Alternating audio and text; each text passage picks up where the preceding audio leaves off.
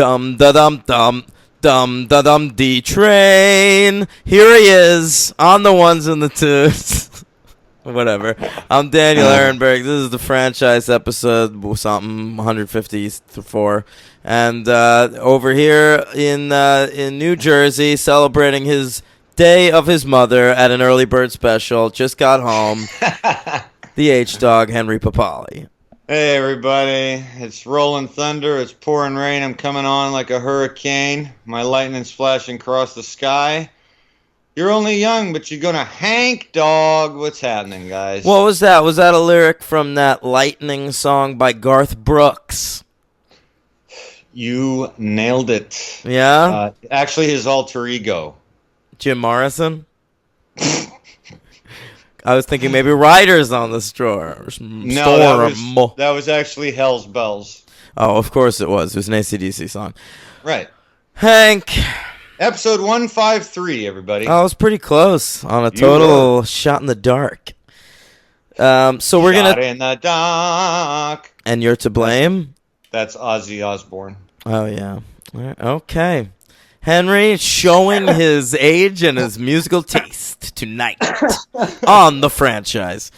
It's a kind of a weird episode this week, H-Dog. We're talking about two movies that really don't have much to do with each other, but we're wrapping up our X-Men coverage with a deep dive into Logan, and finally getting in our thoughts on Avengers Endgame. Yeah, while people still give a shit.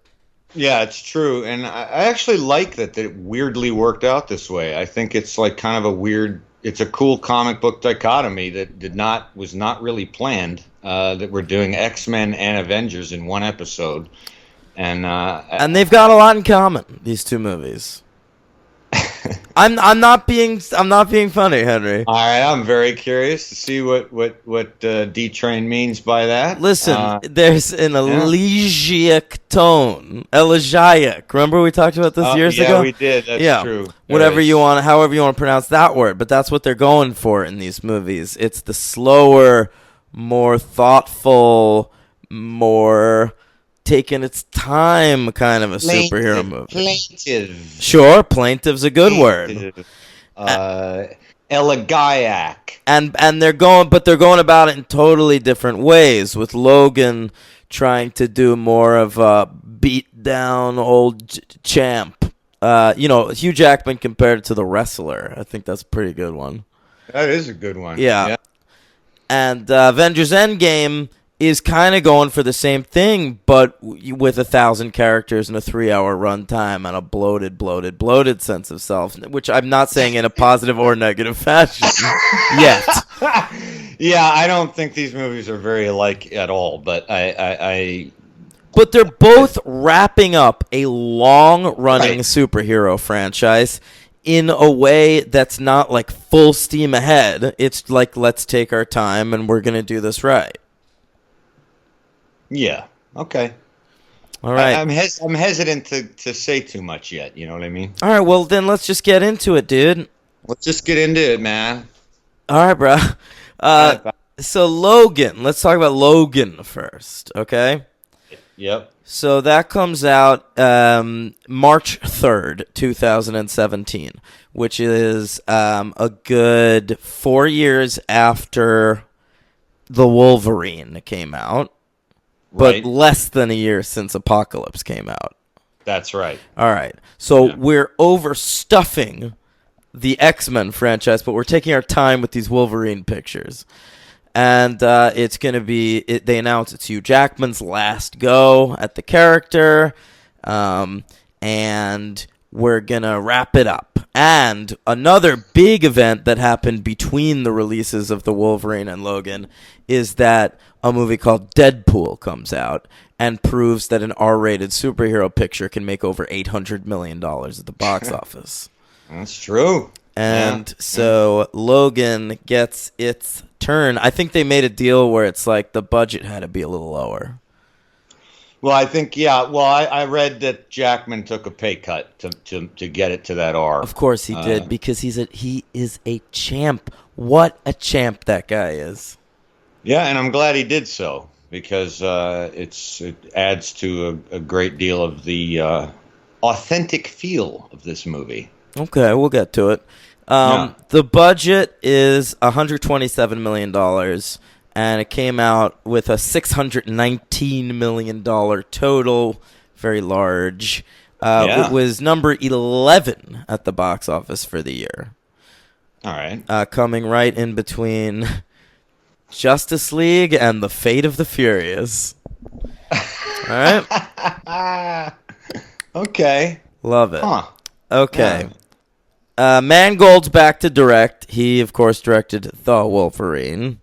That's right. And he wrote the story. He came up with the idea that, he came up with the idea that they wanted to, adapt Old Man Logan, the fucking Mark Millar comic.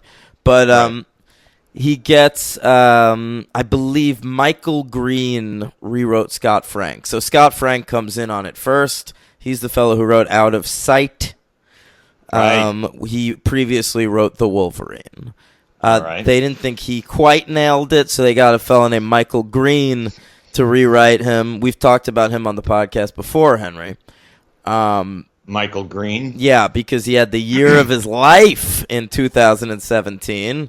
He was the credited writer on this movie, Logan, Blade Runner 2049, previous episode. Oh my God. Alien Covenant, previous episode. Whoa. And Murder on the Orient Express.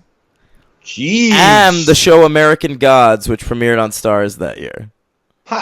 Wow. Yeah. I mean, that's so much. I don't even know how well, obviously he didn't do it all, write them all in the same year, but I guess he could have. I mean, look, his previous credited script was in 2012, a TV show he created that only ran one season. He must have just been working as a script guy for all these years, on these big movies. Good and for him. they all got made at the same time. Jeez. And there's really not, I didn't really care, get through the Murder on the Orient Express, but that's really not really a bad movie in the bunch. I like that movie a lot. No, it's true. I think Alien Covenant's probably the weakest movie of the bunch.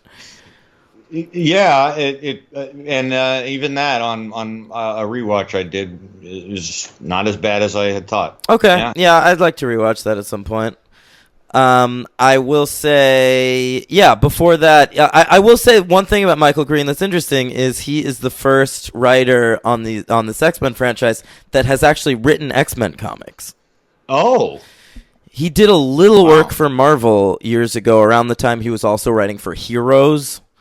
Okay. And he wrote a couple of appallingly bad issues of Ultimate X-Men. Really? Yeah. Oh, no. Yeah. What? Can you tell me, name a couple? The issues of Ultimate X-Men? I mean, look, Ultimate X-Men always had, long runs. So, Millar wrote it for a long time, and then Bendis wrote it for a long time, and then Brian K. Vaughan wrote it for a long time. And when Vaughan left, they had no idea what the fuck to do with the book. And so they had this guy, Michael Green, come in for, a 4-issue fill-in arc. And the issues are just fucking horrible. Because one of my favorite all-time ones is Ultimate. Now you got to correct me here, Ultimate Wolverine versus Hulk. Right. That was written by Damon Lindelof. Yeah. Yeah, I love that comic. Very fun. God. Very fun book. Great art by Lionel Yu. Oh yes. Yeah. All right. Gang, you'll be loving that conversation. That's what we bring you at the show. Well, you're going to get a lot this episode. We're going to be ranking all the X-Men films. We're going to be re-ranking all the Marvel films and TV shows we've seen. So we're going to skip our 2017 top 10 this time. There'll be ample time in the future, as usual, and we've done it already in the past. So, Henry, as a tease, how many Marvel properties are on that list of yours? On 2017? No, motherfucker, on your Marvel list. Oh. 27. Okay, I've watched more of the TV shows than you. How many are on yours? I got 32, no big deal. Yeah, I didn't think it would be that much more than me, but I knew it would be more. Yeah. Okay, so Logan, is actually a movie that was nominated for an Oscar, Henry. I knew that, and therefore was ready with a certain something. I just have to. Oh, we're just listening to the Google ad, all right? Nail salons near you. Ooh, I need some nail salons. Actually, my neighborhood is littered with them. Okay. Hey, nominated for Best Adapted Screenplay. How about that? That's it. That's it, and I'm so sorry. A 92-year-old writing about growing up as a gay man. James Ivory for Call Me By Your Name. Thank you. Oh, poor Michael Green and James Mangold and Scott Frank working by committee. Yeah, but I remember that being pretty thrilled about that. I thought that was pretty cool that it got a nomination. I very distinctly remember you saying you were rooting for that. Oh, really? Yeah, and I was not. Oh, yeah. Yeah, this before we did Oscar shows on this podcast. Before we had the old Patreon, please subscribe. $5 if you want to hear our predictions for the 2019 Oscars. An evergreen episode. You were not rooting for Logan. No, that was a really good year, and I feel like there were other things I cared more about. There probably were, but I don't. Yeah. Okay. Nominated for 3 MTV Movie and TV Awards. Okay. I want my MTV. Oh man, we got the video on this week. That was enjoyable. Okay. Nominated, Henry, for Best Picture. Sure. But I'm so sorry it lost to the live-action Beauty and the Beast. Oh, jeez. Well, yeah. Okay, Hugh Jackman nominated for Best Actor. All right. I'm so sorry he lost to Emma Watson for the live-action Beauty and the Beast. Yeah, I didn't even know that. I just figured he lost. That's right, MTV. They fucking don't care about gender, you piece of shit. Actor is actor. That's right. And also nominated for Best Duo, Best On-Screen Duo, was the team of Hugh Jackman and little Daphne Keane. Okay. And they won. Oh. Yeah. Well, that's nice. They took home the old Moon Man. Oh, well, look at that. Listen to episodes of Award Bros on the Patreon. Okay. Only $5 a month. Only $5 a month. Yeah. May cause itching, seizure, rashing, seizures, constipation, diarrhea. Thank you. Henry, what'd you think of it? Logan. Did you see it in theaters? Did indeed. Saw it in theaters. I believe I saw bits and pieces at another time, but this was my second full viewing. Loved it when I saw it. It made my 2017 list at number 7. And on the rewatch, I love it just as much. I think it is as close to a masterpiece in the superhero genre as you're going to get, and I think it's close to a masterpiece, period. I don't really feel like it's a movie I need to put a caveat on. I do. A la Dark Knight. I think it's in a similar territory to that. Hard disagree. Okay. Sorry to say.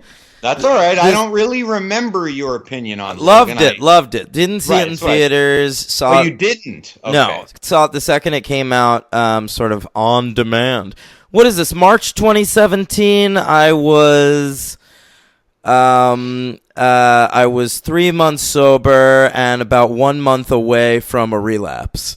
So I wasn't going to the movies too much. Weren't in a great place. No. Yet. All right. But I watched it like as soon as it came out. Like I think I actually watched it on demand, like legit. Sure. And I loved it. Okay. I thought it was contender for best X-Men movie even. And rewatching it today, Henry, I don't think it's quite the masterpiece I did then. Interesting. I still think it's a very, very strong movie, but I think it's like a really, really good X-Men movie. I will put the caveat on it. Okay. Okay. Yeah, I don't feel like I think you could do it either way. I mean, you could put the caveat on it if you want, but I'm trying to think of it as just sort of, I mean, I wouldn't put that caveat on maybe perhaps let's just for shits and giggles another Mangold film 310 to Yuma. It's not just a great western, it's a great movie. So this isn't just a great superhero movie, it's a great movie. And my opinion of it actually went up a little bit because I had recalled not being as enthralled by the last part of the movie. I still largely felt that way. Well, you know Okay, what though? he In goes to when some he gets ways, the I girl to the gate. preferred Yeah. the last part. The best part of the movie is the middle section. They bring in, Dr. Eric LaSalle from ER and hang out at his farmhouse for a while with his sick fam. And now that's my favorite part of the movie, I think. That's a great and amazing part of the movie, but I'm with the movie right from the opening shots, and I think it really doesn't step wrong. I love the Las Vegas stuff. I love the stuff in the very beginning. I love how there's sort of fights in locations that aren't striving to be these spectacular locations. They're out sort of in the desert, and rather than maybe travel somewhere else for a complicated fight, I forgot, like, when I mean, we're just getting right into it, right? So basically we meet Logan and he's drunk in the back of his limo, Which he drives. right? We're in the year this made me laugh. He became an Uber driver like the Unintentional. Equalizer. Right. This unintentionally made me laugh. 2029. Yeah, I just, after all of our, Who the fuck knows? I mean, what is this now? Because this is the near future, but now mutants don't exist. They say there hasn't been a new mutant birth in like 5 years. and weren't we in Days of Future Past, weren't we in 2023? I don't remember. Yeah, we were, because it was 50 years okay, after but that was a 1973. post-apocalyptic future, but they cleaned it up. So you can imagine, like, all right, 2023 is fine. But so in 2023, there stopped, or whatever, 2024, there stopped being mutant births. And all of a sudden now, like, the world, like, feels, like, dank and dark and post-apocalyptic and shit. Like, how would that even affect anything? No new mutant births, so there's not a bunch of fucking 5-year-olds running around? Like, who gives a shit? There's still, like, thousands of mutants in the world with, like, huge Right. powers. I don't know. I was trying to wait.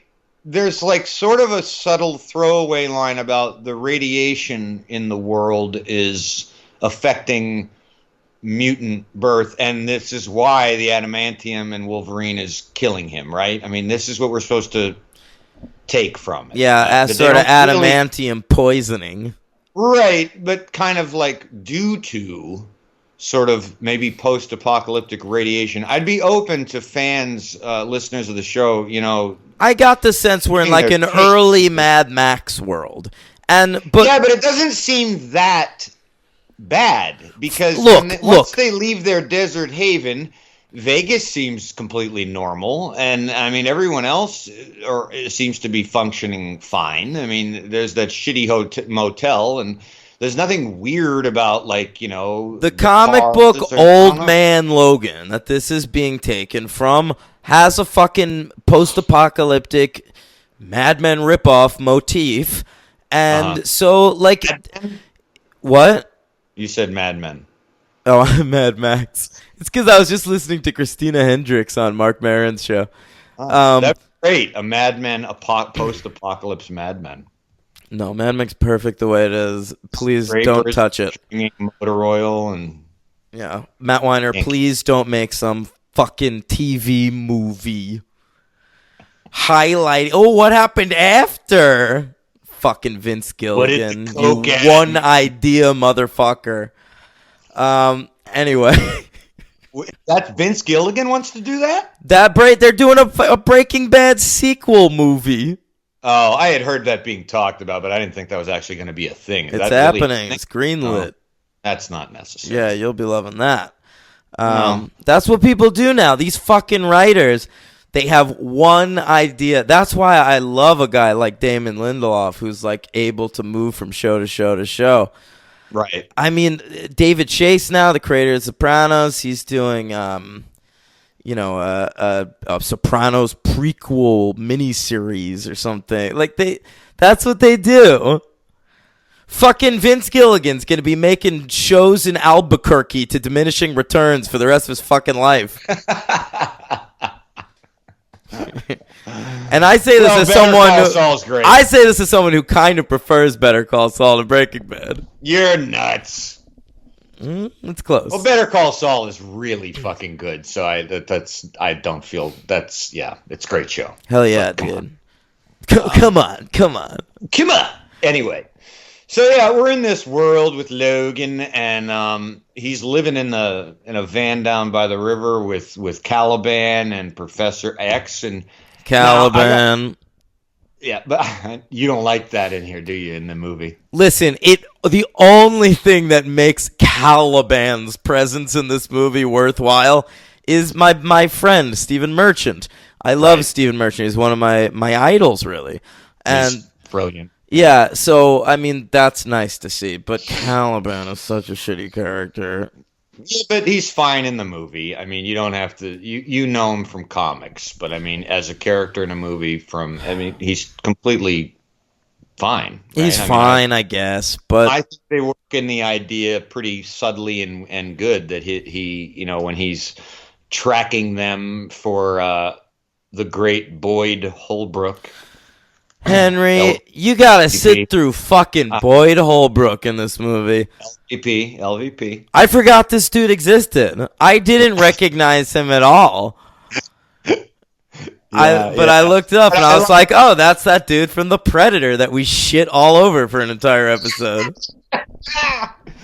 Yeah, that was an easy call. Charisma vacuum, Boyd Holbrook. Yeah, that was an easy call for me on LVP because he's my LVP as well. Oh, look at that. Yeah, because but I like what they do with the Caliban character, though. I mean, and more amazingly, I don't know if this is from the comics or not. How many times have I said that on this coverage? But whatever, that's what you're here for. The idea that Xavier is getting, dementia or something is just an amazing idea. I mean, it's not because it's not from the X-Men comics necessarily, but it's from every story about telepathy that's ever been written. I've never seen that or heard of that. They did it on Buffy. Okay. I don't know. Patrick Stewart. They all get Alzheimer's. Is it okay if I say that Patrick Stewart's a little annoying in this movie? Really? You found him annoying? Sometimes. What? Like a little too old codgery or what? It bordered when he was like in his like mania near the beginning. It bordered on silly that I didn't care for. I really didn't start to enjoy his character until the scene where they're talking about the school at the dinner table with Eric LaSalle is so great. It is great, but you didn't like the Vegas stuff when he's like paralyzing the whole hotel, and I mean that's incredible, man. Oh yeah, that's a cool effect, and phenomenal. My God, it's funny. This movie is such a tryhard because they're really trying to use that R rating to the fullest. And for some reason, the violence doesn't bug me necessarily, but I hate they're just saying fuck every other word in this movie. It's just like, what? Professor Xavier just discovered the word fuck? He's like, man, I can't believe I didn't come across this until I was 80. I'm going to use the word fuck all the time now. It didn't bother me. I liked it. I think it fit. For me, it was like finally watching Wolverine just be like I've seen him in the comics. That's how I felt about Wolverine. Yeah, but okay, but I don't even see. You said Patrick Stewart said fuck. I don't even remember him saying it. He said it every other sentence. Oh, I don't even remember that. I just felt like I could watch a movie that was just let loose, and the violence was cool and fine, and the fights were really well choreographed. I think Mangold even got better than he did, actually much better than he did with the fights in from the Wolverine. Part of that is because there's less CGI, Yes, and there's more like location shooting. There's more location shooting, that's right, and that there's more like really kind of street brawling going on as opposed to like superhero stunts happening. Oh, and every time they went back to superhero stunts in this movie, I lost interest. Because generally I agree with you. The fight scenes are really well done, and Wolverine seems fucking brutal and raw, and Yeah. his skin is just made of fucking raw meat at this point. Yeah. But anytime it was like, here's my robot arm, fight me, I'm like, ugh. Yeah. Interesting. Boy, you really no, this jumped down a notch for you.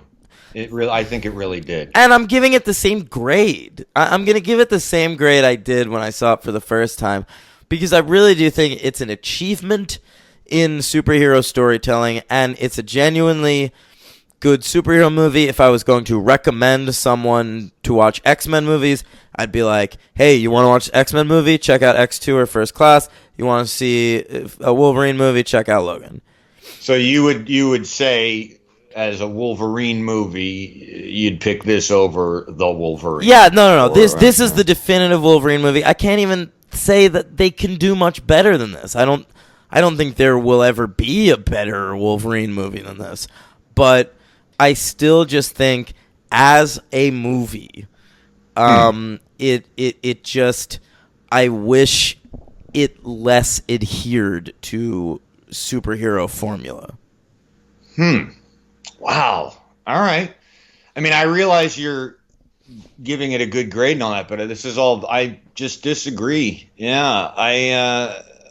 I felt like this movie was just kind of satisfying on every level. I thought it hit every beat correctly. I thought it was masterfully directed and beautifully acted. I mean, I thought it was emotional, like only a few moments in a few of the other films were. I felt a genuine melancholy. I felt a melancholy. Like tonally they got that, but I never really did feel emotional until near the end. And every emotion that got sparked up in me in this movie was directly because of X-23. Oh, okay. Really? Okay, so just the kid. Yeah, I love that character from the comics, and they actually de-aged her in this movie, which is an interesting choice. Because how old is she in the comic? In the comics, she's like 14 or something like that. Okay. And so you'd think they'd want that because this is a way Mangold went the other way. I would imagine if the studio had their druthers, they could have cast like a sexy teen in this role. Yeah, but I'm glad they didn't do that. No. They cast a fucking kid, a legitimately bilingual kid who didn't speak for much of the movie, spoke in Spanish unsubtitled for a bunch of the movie, and still managed to develop a genuine rapport with Logan, where having watched this character for like 10 movies or whatever it is, and nearing the very end of that, and this other character having just been introduced like an hour ago, I wanted to see them at the end of this together. I agree, and I also I had forgotten how weirdly believable, and this I guess goes also to the actress and the stunt coordinator and the fight choreography, as well as Mangold. In that sequence, where her very first action sequence, I had really forgotten like how well that is shot. Like I was trying to remember, like as I was watching it, she's sitting in the silo eating the cereal, and I'm like, how are they going to make her take on all these people? And then when they do it, they just make it work. Like it looks like she could actually do it, and it's just extraordinarily impressive. The movements are really cool, and yeah. And when she pops that extra claw out from her foot. Yeah, The I forgot about that. When they cut to those reaction shots of everybody watching her, just like someone looks like Wolverine says, "Holy shit!" Wolverine says, "Holy shit!" and it's like a kind of holy shit where it's like I'm horrified by this, but also it's fucking cool. Yeah, exactly. Yeah, no, it's great. She's great. They go on that sort of road trip journey, and I go to Vegas, and I thought that all of that. Oh, you're obsessed with Vegas, Jesus. I think it's a great sequence. Just everything about it. I think the movie also has got the humor in it. It's tampered down. It's not goofy shit. I didn't think. I mean, I guess you thought some of the Patrick Stewart stuff was too much, but maybe you thought unintentionally. Mainly early on. I think it's a fine line to walk when someone's going like, "I'm crazy," right. And I think at times Stewart was on the wrong side of it for me.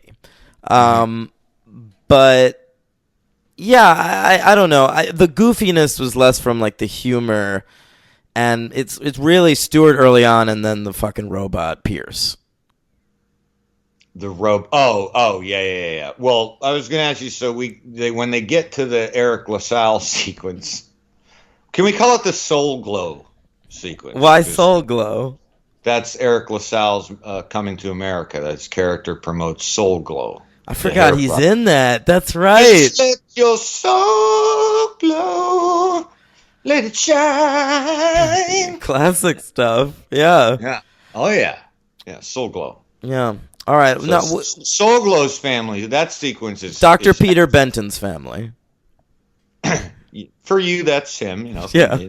Well, that's some great stuff, which does lead me to... I wanted your take on X-24.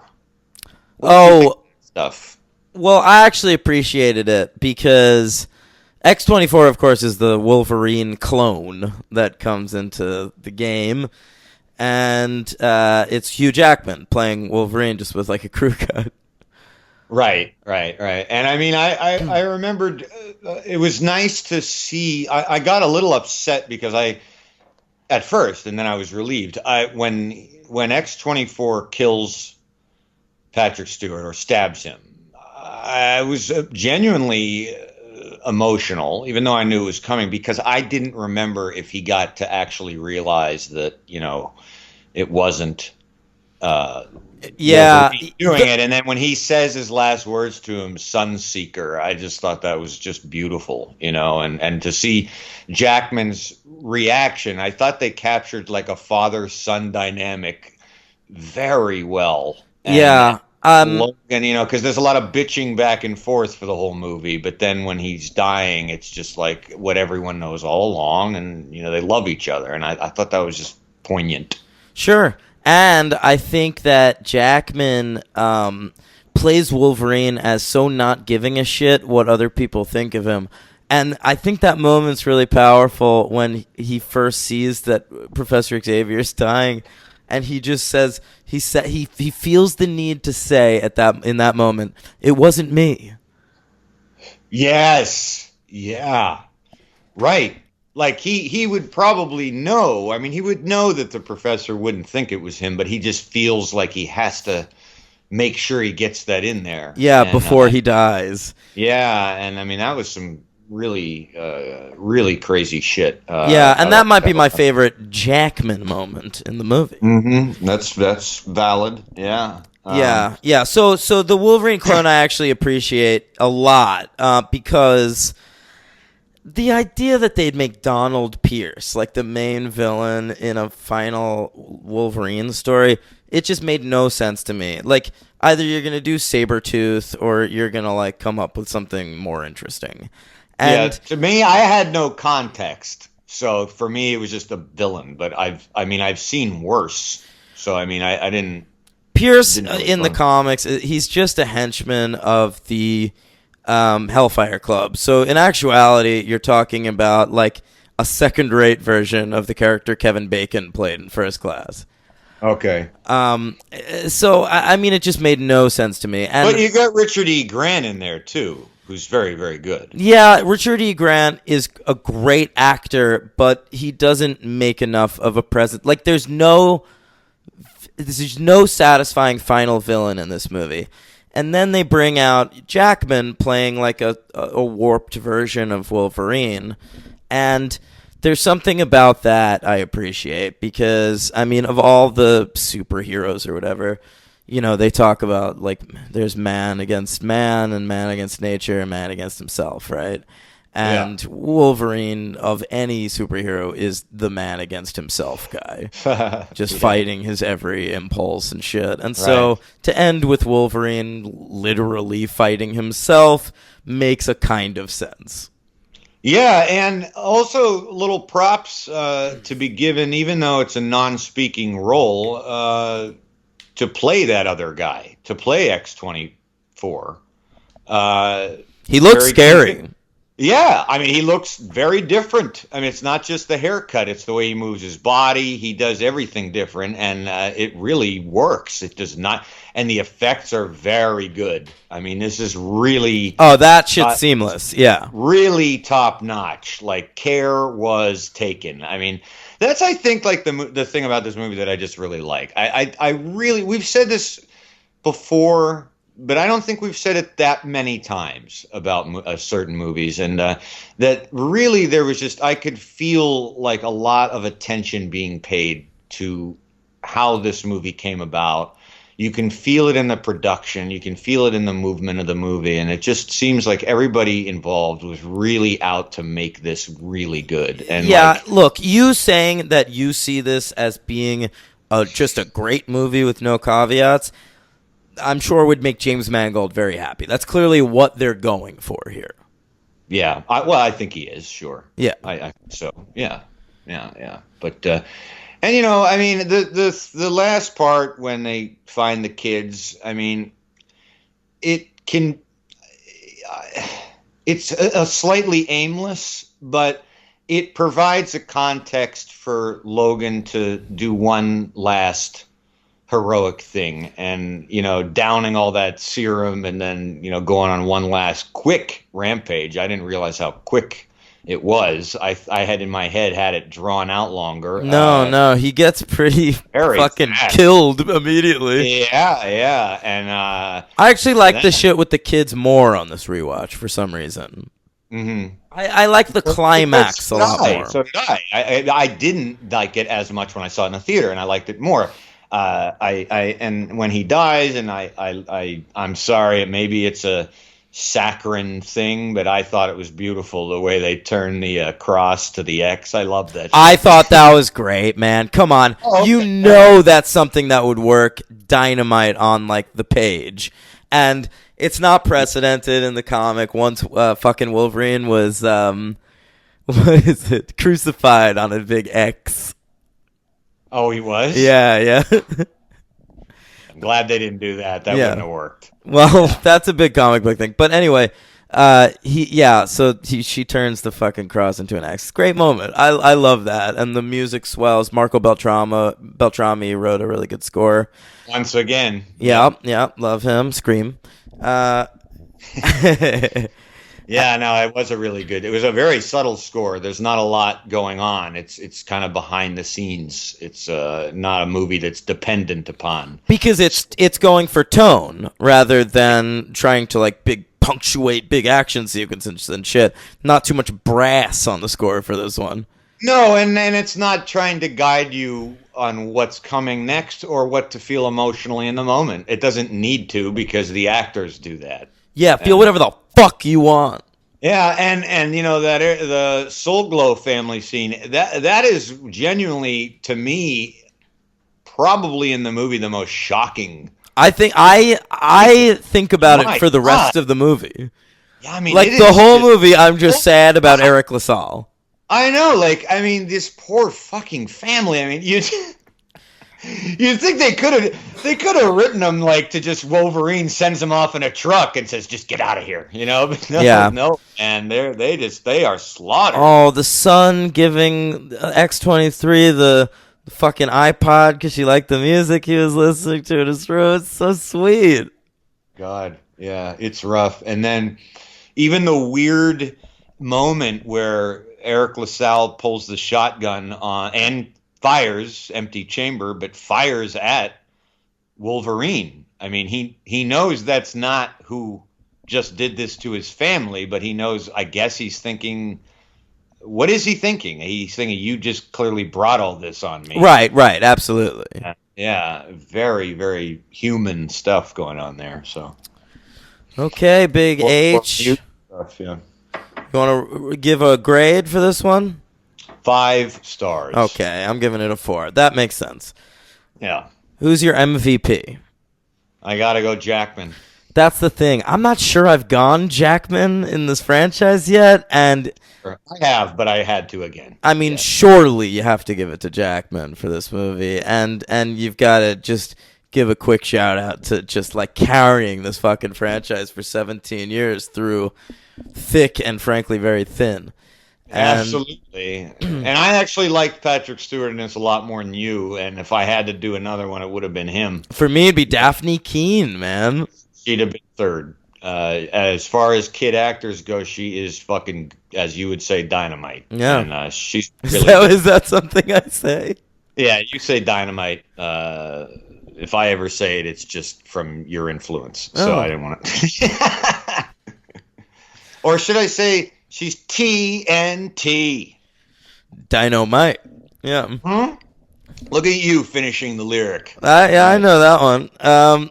Good. Hank. So we have the same. Yeah, we have the same MVP and LVP and different star rating. But all right, so 4. Superhero count? Yes. There is. There is 1. All right. Well, we got to hear the theme song, surely, for that one. For the 1, you want to hear the theme song? I think we have to. Is that what we want to do? Yeah, I agree. Oh, there it is. Here we go.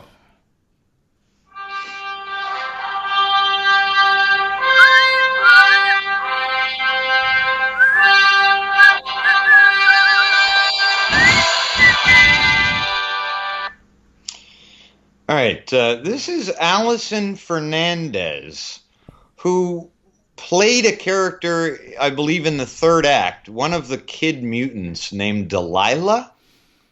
Sure. Okay, so I didn't know if you'd be like, of course, that's one no. of the major characters. The only kid mutant that I knew, and I was actually very excited about it, I nerded out for a second, was Richter, who is a great, great character, and they used his power correctly, and it was nice to see. Which kid and which power? He's the one who, like, shook the ground. Oh, like lifted up all that stuff? Like the soil and all that Yes, shit? yes, exactly. Oh, that's cool. All right. Anyway, Allison Fernandez was Rosa Mendez in the 2014 live-action Teenage Mutant Ninja Turtles. Okay, love it. Multicultural turtles, happy to see it. All right. Let's rank these X-Men movies. Big moment. So how many we have here? 9? We have a total of 9, yes. Right, we watched 9 X-Men movies, and now we will rank them. Let's do it. Okay. Shall I go first? Yes. Jeez. All right. You can go first. Number 9. X-Men 3: The Last Stand. Oh, also my number 9. I was hoping, and good. Of course. Yeah. All right. How could you not do that? Yeah. It's the worst one. It's the worst X-Men movie. It's the worst movie. Yes. It's better than Justice League.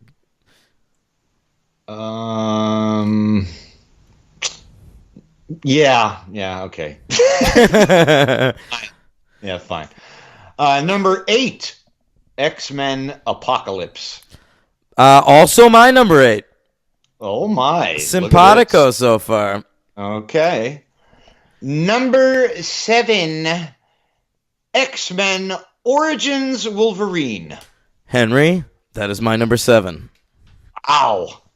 Wow. All right. Let's see how far this goes.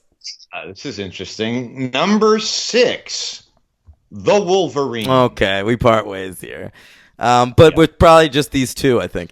My number 6 is X-Men. Okay. Yeah, the first one. All right. Number 5. I'm going to save heavy hitters when we do the Marvel. I think that's a good call. Because they're not really heavy hitters. All right.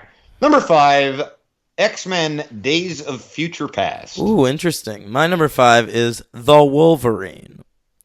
Okay. Number 4, X-Men. Okay, my number 4 is X-Men Days of Future Past. Interesting. My number 3 is X2. My number 3 is Logan. Ooh, there's some big divergence here. Yeah. Okay. The number 2 best X-Men movie is X-Men First Class. Yeah, I went with that too, man. And look, before we went into this project, if you told me I'd be putting First Class above Logan, I would have said you're crazy. Right. But there it is, number 2, X-Men First Class. And the best X-Men movie, I guess, in both our opinions, is Logan. No, do you not listen to me? Logan was number 3 on my list. That's right. Sorry. My number 1 is X2. I fucked that up. I'm sorry. I was listening to what you were saying about First Class, and I lost the fact that you had already mentioned that. So tell me your top 3 again. 3 Logan, 2 First Class, 1 X2. Okay, so you do think X2 still is the best X-Men movie? Yes, I do. That really didn't change for you. It was honestly close to. Like, I thought First Class and X2 were closer than Logan and First Class, for instance. Yeah. When I went into the ranking before we covered all this, I was pretty sure that First Class and X2 would be above Logan, only in that I wasn't thinking about Logan that much as like an X-Men movie. But watching them all back to back in their entirety, I was able to really think of Logan and latch it on to like a full-on X-Men movie. So X2 did jump down in my mind, though. I mean, it's the third best in my opinion, but First Class kind of beats it. All big right. time. And if I had to tell somebody which to watch instead, I'd say First Class. Okay. I will say, Henry. Yeah, anything you want to say as a finale to your favorite your favorite comic book? I mean, look, I love these movies. It was really fun rewatching all of them, except really for Last Stand and Apocalypse. Everything else was fun to watch. I agree. I would even say to people, essentials, I would say Logan, X-Men, X2, and First Class are fine to watch. You'll be good. But I would also say if you're just looking to have fun, you skip X-Men 3, you skip Apocalypse, and the rest are totally fun. Yeah, I kind of agree with that. Yeah, so there's like 7 fun to great. 7 totally watchable X-Men movies. I think 3 great X-Men movies. I would agree. I'd say 4 great X-Men movies, yes. All right. Henry, and also coming up in June, we will cover Dark Phoenix, which is the next X-Men movie written and directed by Simon Kinberg. It's like 2 hours and 20 minutes long because, of course, it is. And we'll get to see if Sophie Turner can act. Well, we've sort of already seen that. Yeah, but this is a movie that's going to rest on her shoulders.